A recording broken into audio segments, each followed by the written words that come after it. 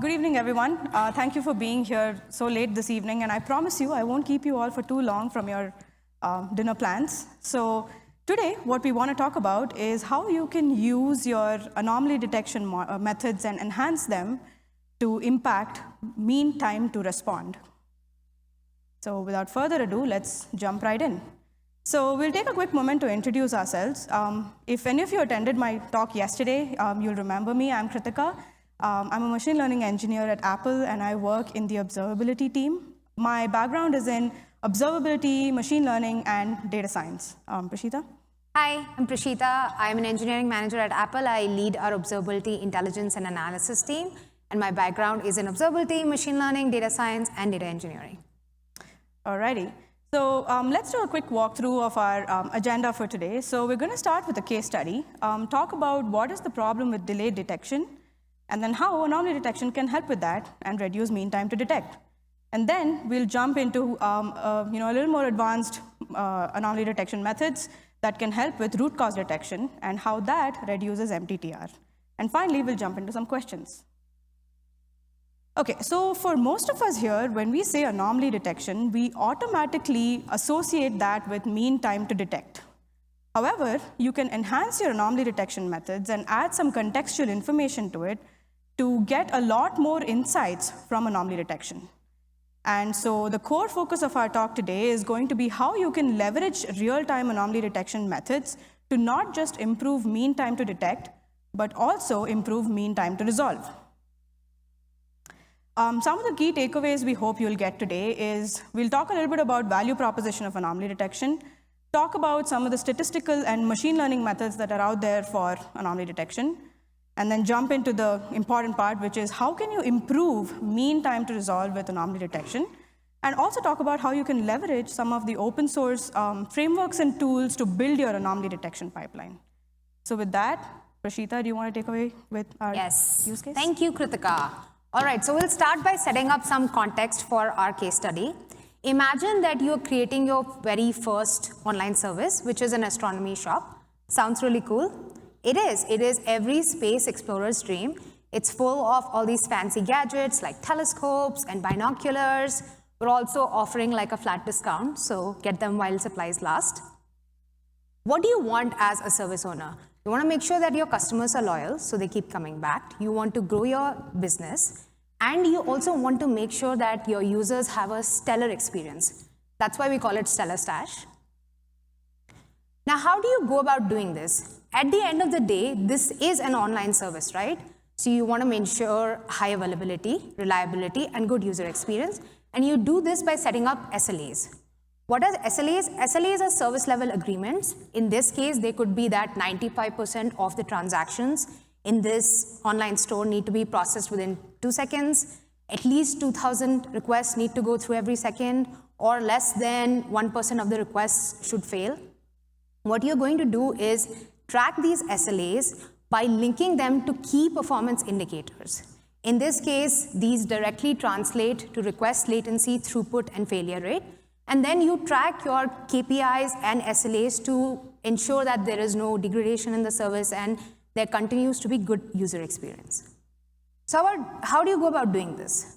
What you can do is you can instrument your service using collecting the KPI metrics and store them in Prometheus and put them up on a dashboard. And you can watch this dashboard to ensure that there is no degradation of the service. But how long are you going to do that? You have to get back to selling, so this doesn't really scale.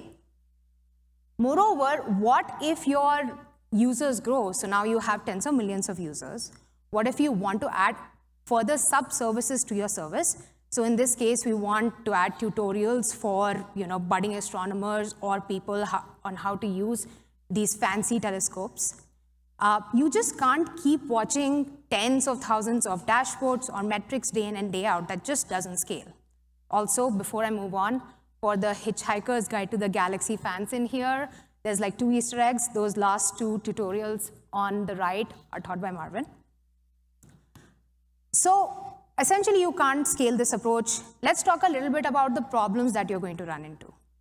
The first is longer detection time. Longer detection time is going to lead to missed SLAs, which is going to erode the trust that users have in you. it is going to lead to increased downtime, which is essentially going to lead to unavailability of your service from time to time.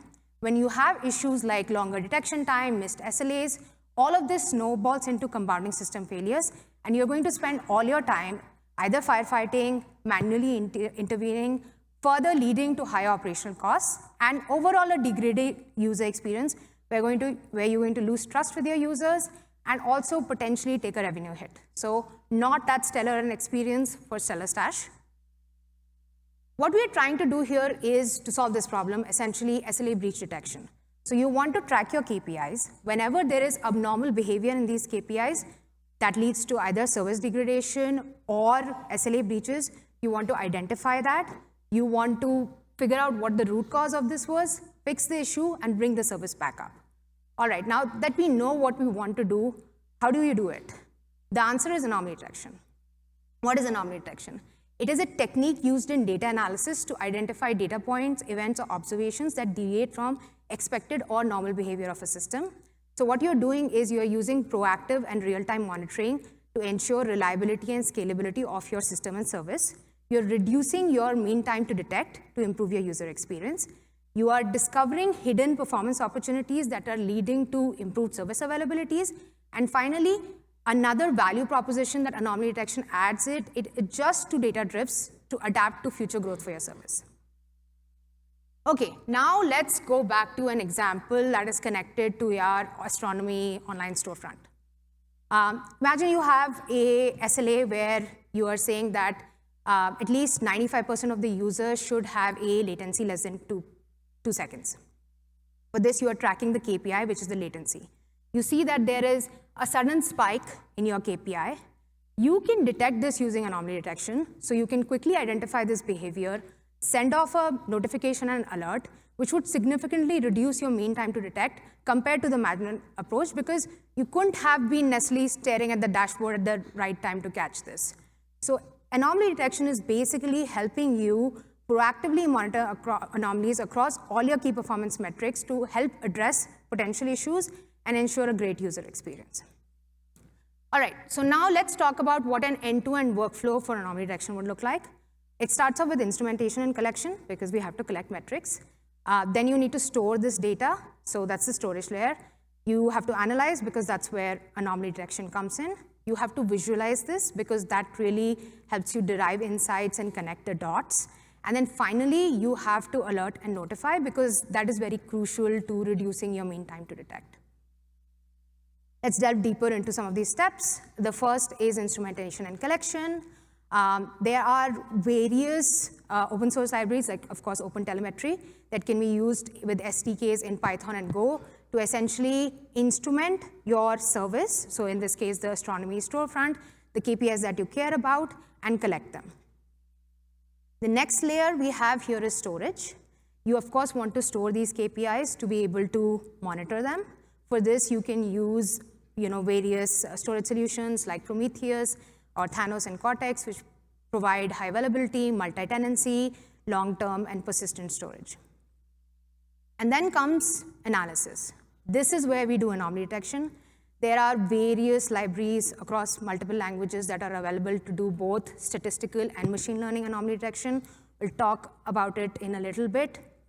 But you can use libraries and frameworks like TensorFlow, scikit-learn to do this. You can also use frameworks like Kubeflow and Kserve to actually train your models and deploy them. Kubeflow comes out of the box with a lot of features like distributed training, experiment tracking, hyperparameter tuning, and integration with CPUs and GPUs. And then Kserve comes integrated with Kubeflow to actually be able to serve these models in production. Before we go into the rest of the workflow, let's zoom in a little bit into the anomaly detection and the modeling layer. As mentioned earlier, there are multiple models that we can use. We'll focus here on the statistical models. Kruthika will talk a little bit more about the machine learning models. There are various options for this: Z-score, ARIMA, STL decomposition. And then based on certain conditions, some are better than the others. So with the online astronomy storefront, Z-score is good because of its versatility. When you want data smoothing, you can use Holt-Winters method because that helps and works with those use cases. It's also available out of the box with Prometheus. What's great about these models are that they're lightweight, scalable, and offer training-free anomaly detection. So you essentially don't have to have pre-training data available. They can perform real-time analysis with minimal setup, are fast, and generalize well across data types. They are also good at quickly identifying threshold violations, handling unknown environments, and then even working, like I said, with limited historical data. And finally, they have less operation costs. Machine learning models requires building training pipelines, service pipelines, production environments. All of that is often not a cost-effective choice for a lot of anomaly detection use cases. Very quickly, like I said, lots of libraries across various languages. If you want to use Python, we have struts models, SciPy, TensorFlow time series analysis, which come with a lot of handy functions for time series analysis. In Go, we have GoNum, stats, stream tools. Prometheus, fortunately, right out of the box, comes with a lot of functions that enable time series analysis and anomaly detection. So you have predict linear, you have standard deviation over time, which can be used with z-score. You have Holt winters, which, like I said, is often used and is like a very good library to go with. All right, now we come back to our workflow. Once we have completed analysis, so anomaly detection, we get back to visualization. Like I said, visualization is key to deriving the most actionable insights from the anomalies. You can use various open source plugins and toolkits for this, like Dashboard from Elasticsearch and Persis, to create custom dashboards and representations that are tailored to specific needs. And then finally, like I said earlier, alerting and notification is key, because if you are not able to alert on time, it will not significantly reduce your mean time to detect. These can be configured using tools like Alert Manager, which helps you manage alerts, create custom notification policies, and work with various preferred communication channels. Okay, so now let's come back and tie together the value proposition for anomaly detection, especially in the context of observability and with respect to our astronomy online store. What we did here was we leveraged anomaly detection to generate data-driven insights, to detect our regressions in a faster or quicker manner. This effectively reduced the downtime of our service, thereby essentially reducing the mean time to detect. This also helped us improve our operational efficiency, maintained our SLAs, and enhanced customer experience, leading to a stellar experience on Stellar Stash. Try saying that 10 times in a row. We should have picked better words.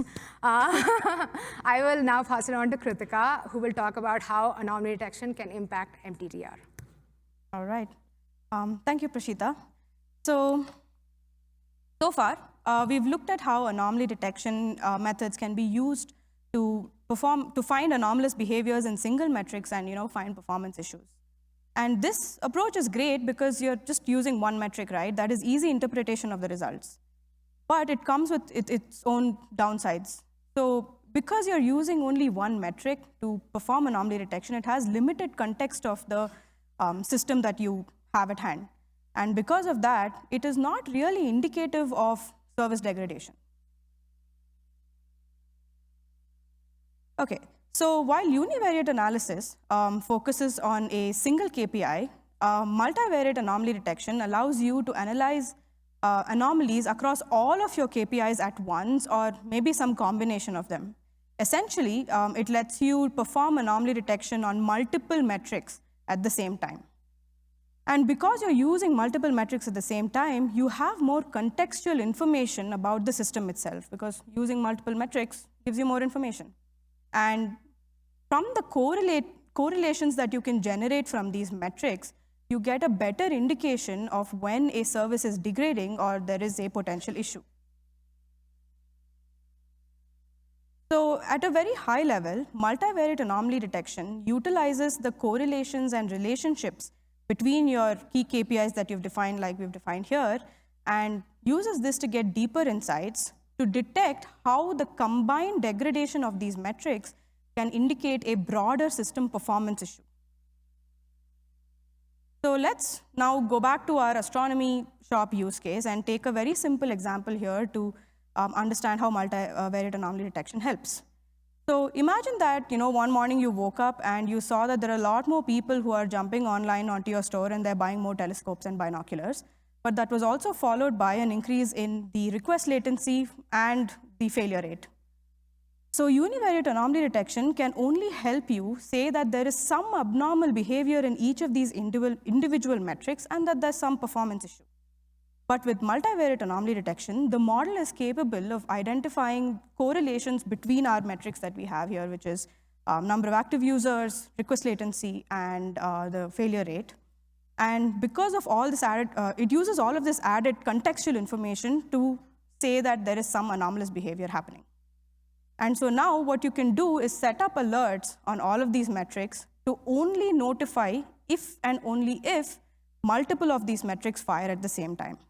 So this way, you can reduce the number of false positives that you get and also ensure that you kind of get a general idea of the overall system performance as a whole. And if there's a degradation, you get to know that too. Okay, so let's dive a little deeper into ML models that can be used for multivariate analysis. There are actually a plethora of models that you can use for multivariate analysis, but we have highlighted here models that are very relevant for the use case that we are trying to solve, which is SLA breach. So the first one is the autoencoder method. Autoencoders are great at highlighting and compressing high-dimensional data and filtering out the noise from them. Once they've filtered out the noise, they reconstruct this high-dimensional data and compare the reconstructed data to the actual metric. Depending on what the reconstruction error is between these two data points, it says whether the point is anomalous or not. The next one is LSTMs. We all have heard of LSTMs in some way or the other, I hope. So LSTMs are essentially memory cells, and they have a memory of historical trends of the metrics that you feed into them. And using these historical trends, they predict the next timestamp for that metric and compare that next timestamp to the actual metric to see if there is a larger prediction error. If there's a larger prediction error, that is an anomaly. And finally, let's talk about graph neural networks. This is actually a very important method for what we're talking about, the astronomy shop, because the astronomy shop is actually a microservice that we are running. So the graph neural networks can actually help with understanding component-level relationships because it maps the components and the metrics to individual nodes of a graph and uses that graph to understand the relationship. And using these relationships, it can predict the next timestamp, compare that to the actual value, and say that there's an anomaly. Here are some open source tools and frameworks that you can use to get multivariate anomaly detection or any other anomaly detection models to use. You guys want to take a quick photo? I'm going to just leave it up for a second and then move on. All right, moving on.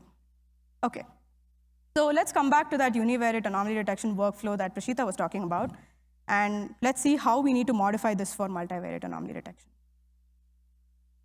There's really not that much modification that's needed. You only have to expand the analysis layer to also include correlation along with anomaly detection. So correlation helps you understand metric level relationship, while dependency graphs helps you understand service level relationships. Now there's a new word there, dependency graphs. We're going to talk about that, but before we get there, we're going to dive into this analysis layer a little bit. Okay, so what if I told you that you can extend that multivariate anomaly detection setup that we had to perform root cause identification? Are you intrigued? So before we get there, we're going to go back to the example and look at what we mean by root cause identification. Okay, so again, let's simplify the example here a little bit. Let's take that same setup where there was an increase in the number of users, the request latency, and the failure rate.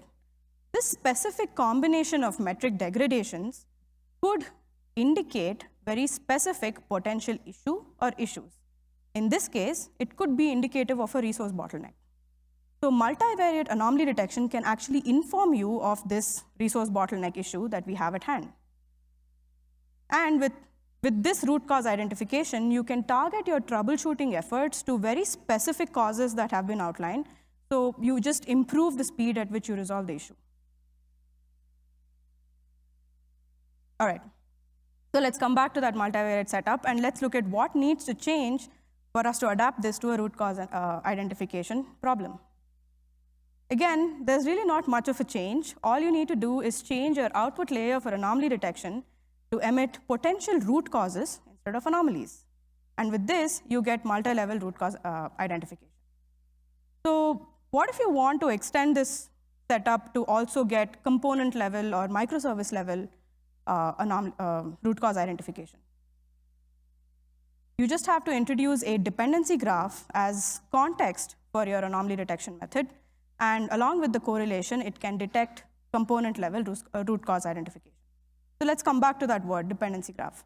Dependency graph is nothing but a representation of how different components or microservices relate to one another, how they interact with one another.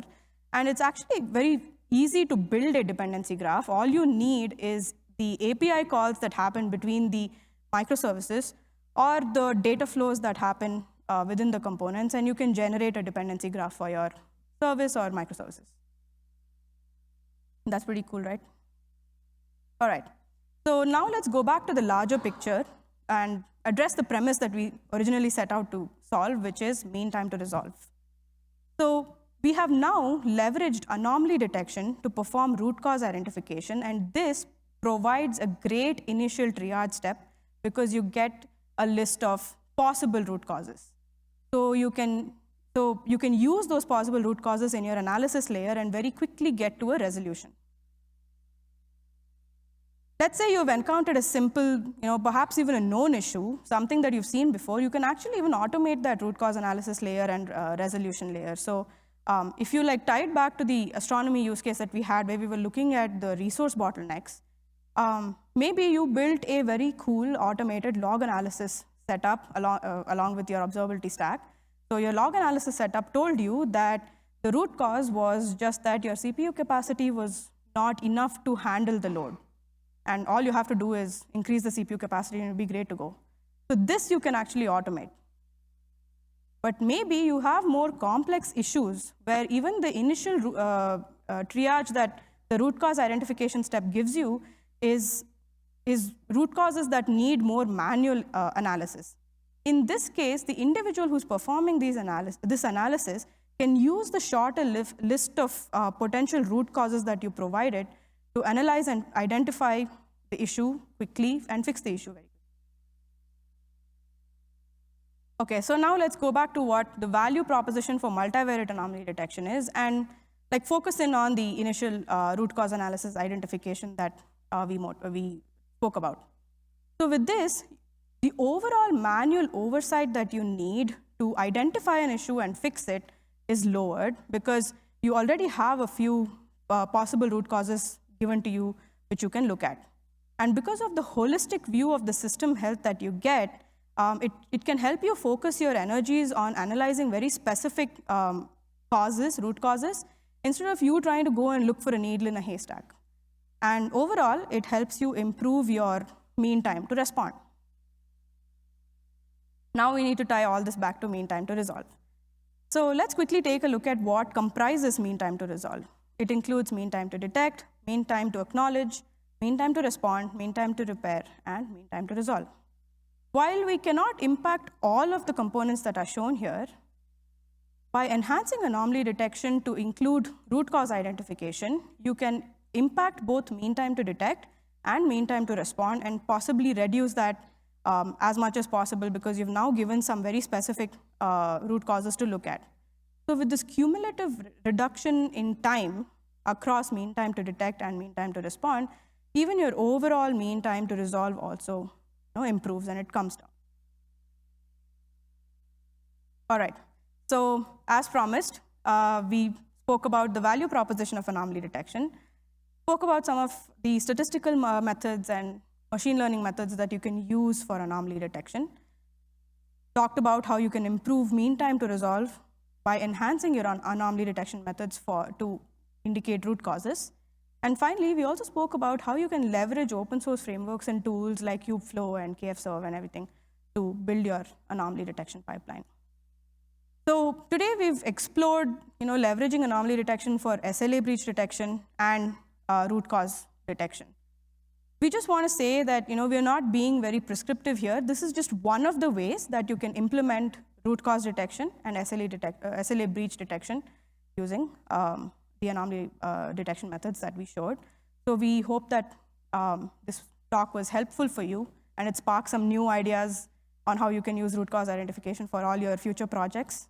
Thank you for being here so late. Now we'll open it up to questions. Thank you.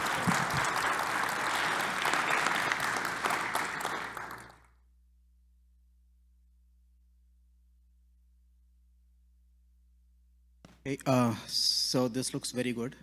Is there a very dumbed down version that I can like do a setup, like a test setup for my environment? Sorry, can you repeat your question? Like, Yeah. is there a dumbed down version of actually doing the installations, like use Kubeflow and then do this plugin kind of thing, like a demo kind of thing or POC kind of thing that we can actually follow? Maybe we should just talk, because we're not able to hear you. Yeah. Oh, Yeah, okay. we'll Sorry, just talk. we're not able if to you hear your guys can question. just We'll come up. repeat Sorry it on about the that. mic. We're not able to hear what you're saying.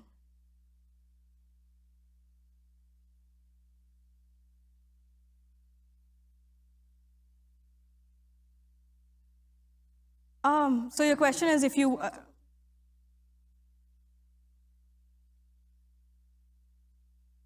so the question is there a README that you can use to set up the same thing that we spoke about here for any of your use cases?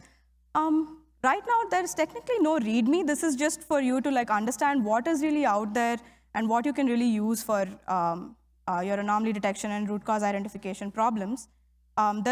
There's also a lot more that you can do with even adding logs into the mix, getting root cause analysis and all of that. So there's, you'll have to explore it a little bit on your own, but we can help give you some ideas maybe. But that's a good piece of feedback we can take back to work on and have something in the works.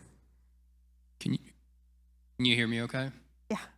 I was wondering, have you noticed that you have to like, is there a lot of tuning involved after selecting a model?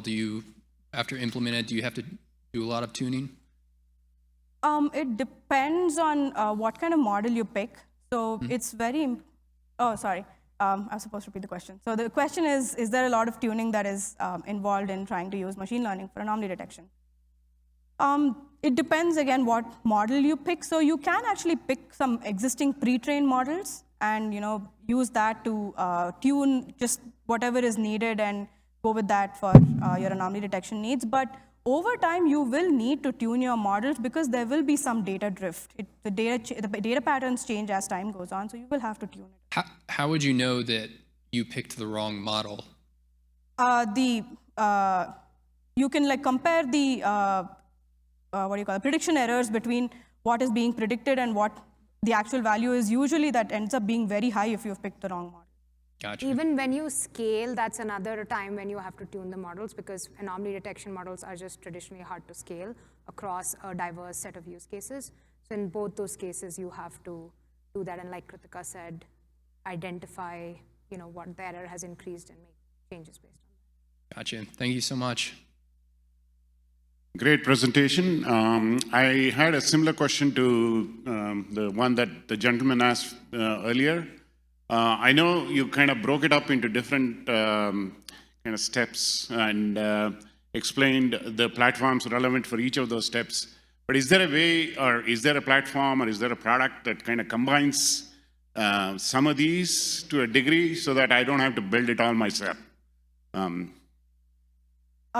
There are some vendor solutions that you can use. Oh, sorry. The question was, is there a platform that integrates all of this into one single pipeline?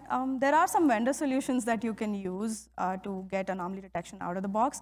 And like Prschita said, right, Prometheus has a lot of functions that you can use out of the box, and you don't actually have to go and set up all of this pipeline to get anomaly detection. You can use Prometheus, you can use some of the open source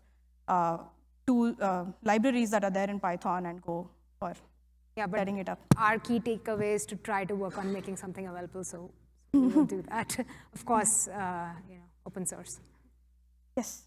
When you make the jump from anomaly detection to root cause prediction, is your assumption there that you have labeled training data, or how do you actually generate those predictions? That is a great question. So the question was, are you assuming that there's labeled training data for all of this to use the machine learning models?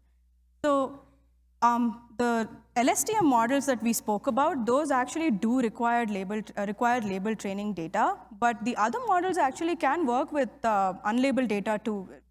Autoencoders actually specialize in unlabeled data, so you can use that for unlabeled data. Yeah, and nowadays you can also utilize a lot of semi-supervised approaches where you have like a very limited amount of labeled data, because it does in certain situations really increase your accuracy. So there's like a wide variety of options available, from like what Kruthika said, unsupervised to semi-supervised, where you can tailor it to what you have available. Thank you.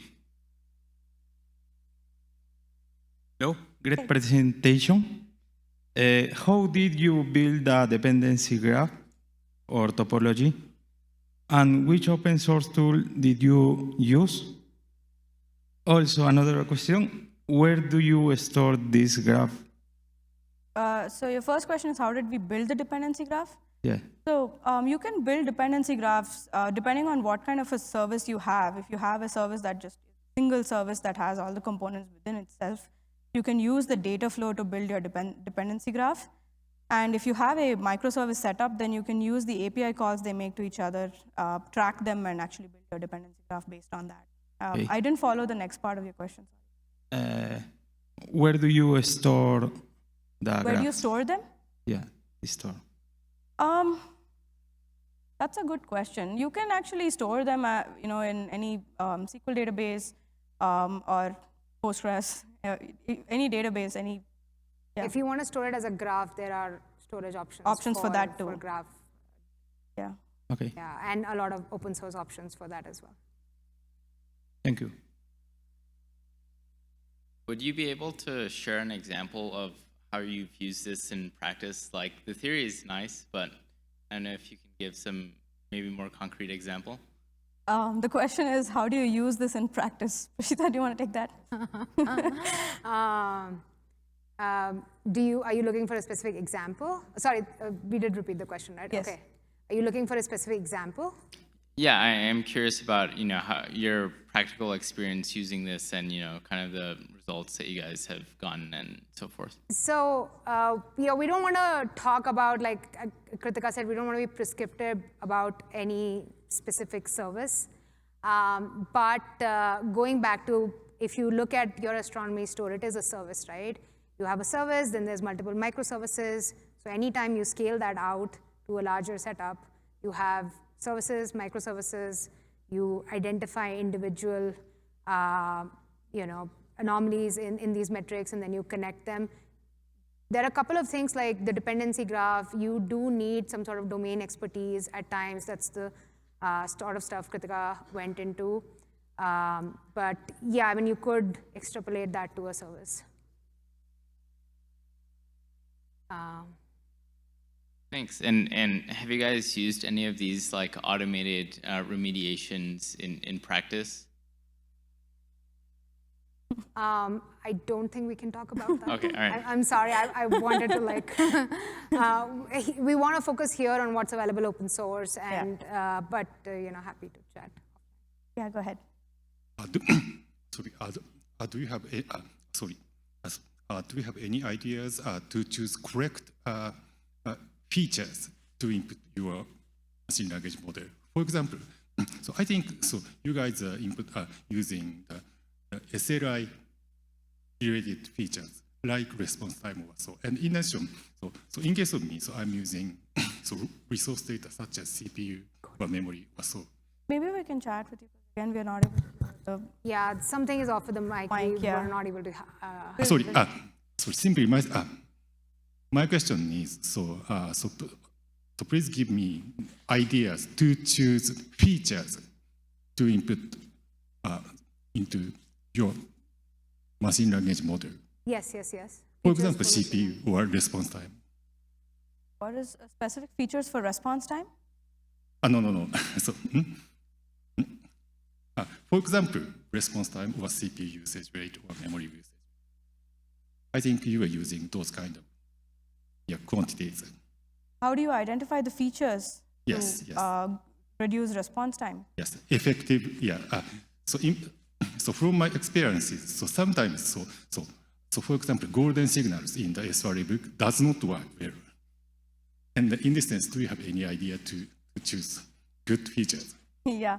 So I'm actually going to give you a very machine learning response to that. You can actually feed all of the metrics that you have as features to your model. And really, the modern machine learning, deep learning models we have are very great at identifying good features from the lot of features that you feed. But if you want specific methods that help you just pick out what are the important features, autoencoders is one of them that can do that because it does that dimensionality reduction from high dimensional data, right? So that low dimensional data that you can get, that you can use as features to feed it into your model. There are also statistical methods like PCA, which you can use, principal component analysis, which you can use for extracting. And the non-machine learning answer is like, go with the metrics that you see have a high signal to noise ratio, right? Okay. So if you have expertise on your system, the obvious ones would. Okay. In addition to machine language technique like autoencoder, so using classical techniques such as PCA, so could work. Yeah, I agree with you. Yeah. Thank you. We'd also like to chat offline because sorry, there's a lot of audio issues. Yeah. But all right. Thank you for the question. Yeah, it's okay. So I understand. Thank you. Thank you. Thank you so much. All right, thank you.